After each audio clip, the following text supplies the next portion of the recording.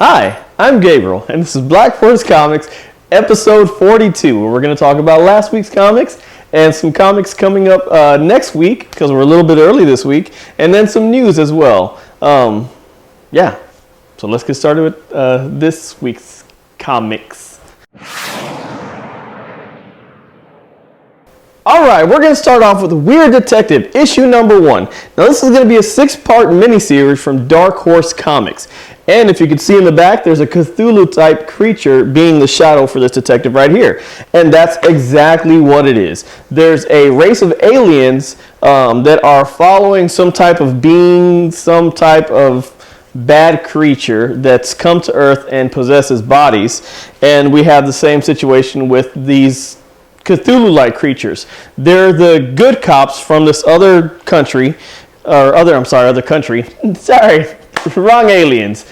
They're these good cops from a different solar system, and they've come to our solar system, found our planet, found some bad guys hiding there, and they're trying to chase them down. And the way that this detective, Detective Sebastian Green, the way he intermingles or incorporates himself into our society is he watches a lot of old detective shows like Matlock and stuff like that. Magnum PI. That's what he watches. That's what he gets his vernacular from. That's kind of how he lives, and he doesn't eat.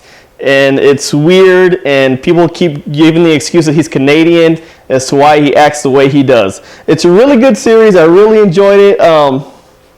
Yeah, it's a good-sized comic for only $3.99. So that's Weird Detective from Dark Horse Comics, issue number 1. Check that one out. All right, from Vertigo Comics, Astro City, issue number 36. Now, I'm not sure if you're familiar with Astro City. It's been around for a while. It's been around for 36 issues.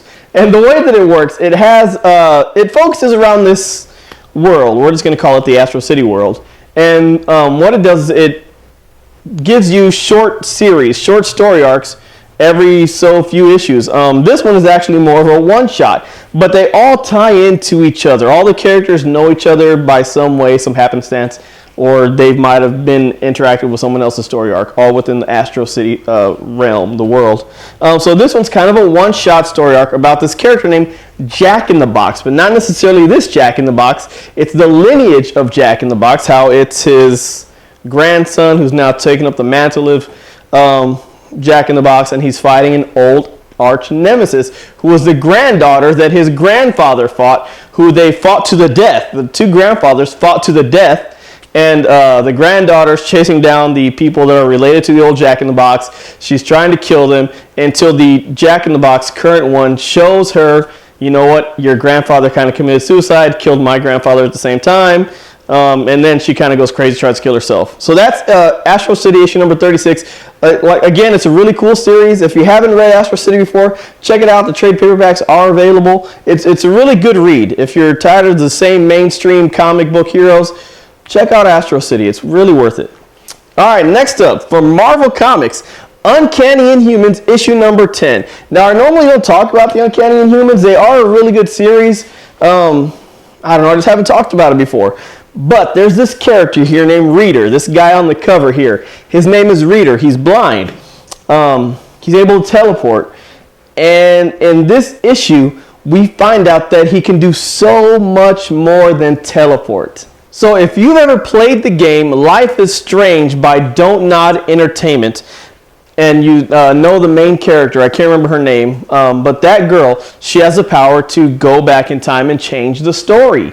That's Reader's power. Now when he can see, because when he became an Inhuman, he had full vision, and he can see and he can do more than just change the story. He can change warp reality, but that's why they made him blind. They thought it would be the best thing. Turns out he can still read Braille. He learned to read Braille, and because of that, he can still change the story. He's never used that power before in the Inhumans or any other story arc he was in previously. So seeing this, it makes him probably one of the most powerful characters in the Marvel Universe, because he can indeed go back and change the story.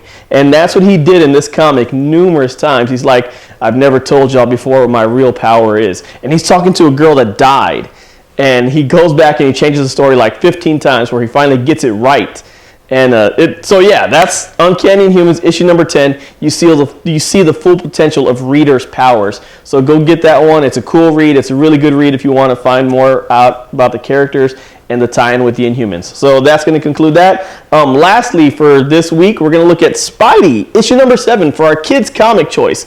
Now, the reason I chose this is because Spidey is always good for a moral story, a self-contained moral story in each issue.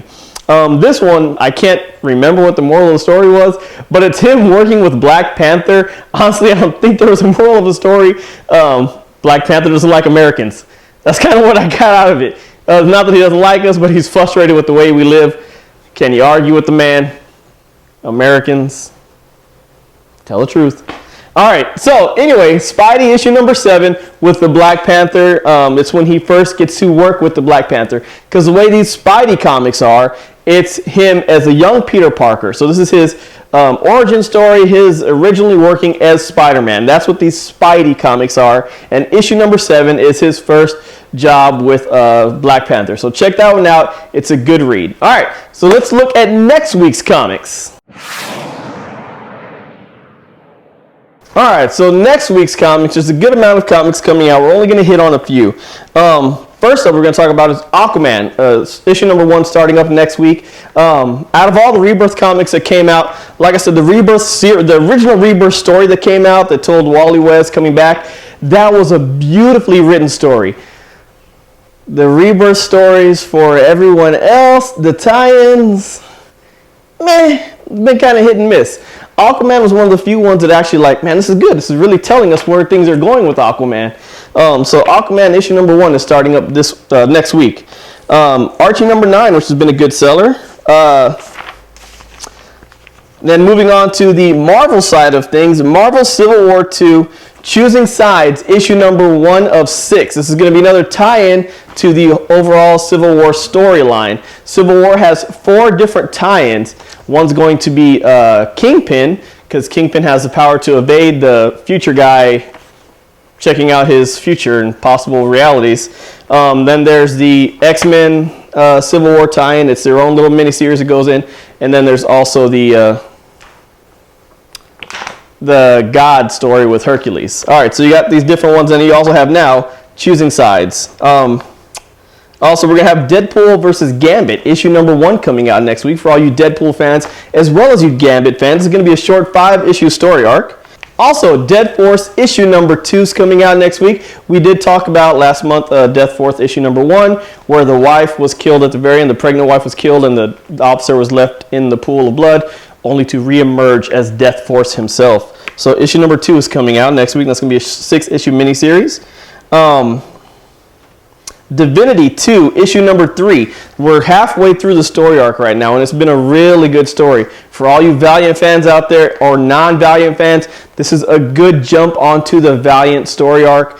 If you're tired of all these convoluted story arcs with all these, the big 2, Marvel, DC, I'm talking to you, jump on these Valiant. Valiant's my favorite comic book universe, and Divinity will not fail you. It's a good story. Very cerebral.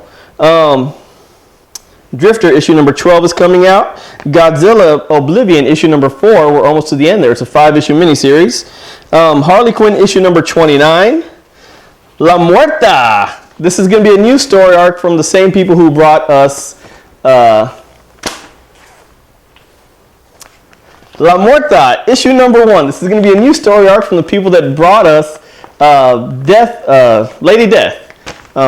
So they have Brian Palita has the copyrights now, and all the power, whatever, all the rights to his character. And so now he's also bringing out this one. La Muerta is going to be a female Punisher. That's all she is, really.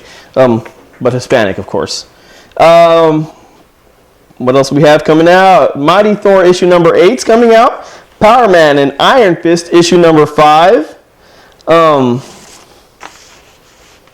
Of course, Bebop and Rocksteady Destroy Everything, issue number 4, because this is a weekly series. And then also coming up, finally, we have Wonder Woman, issue number 1.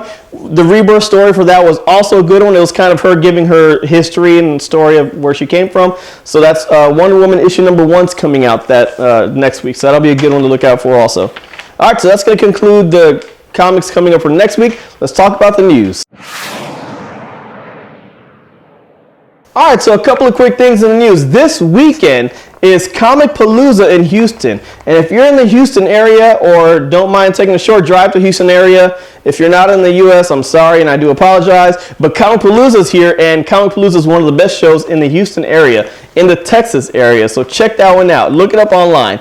Lots of cool stuff. Lots of great guests are going to be there. So that's Comic Palooza this weekend. All right, another cool story arc coming out this fall is going to be Batman story arc. It's tying in. It's going to go across to Batman, to Nightwing, and to Detective Comics, written by Steve Orlando, and the art's going to be by Riley Rusno.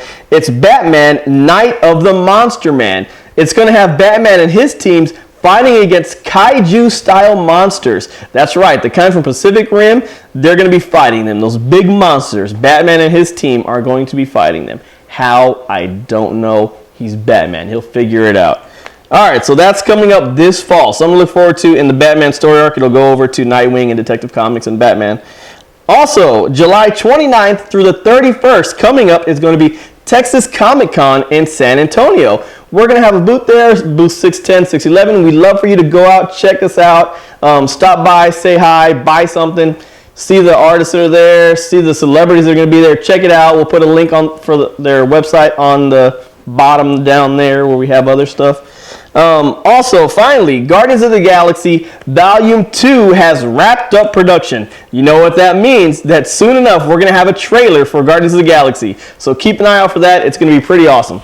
All right, so that concludes the news for this week. Let us know what you're reading. Let us know what you want us to talk about. We'll see you next week.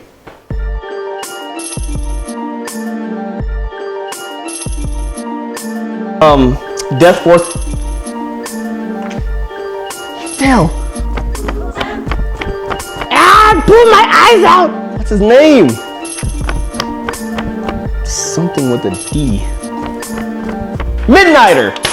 No D whatsoever in there. Why?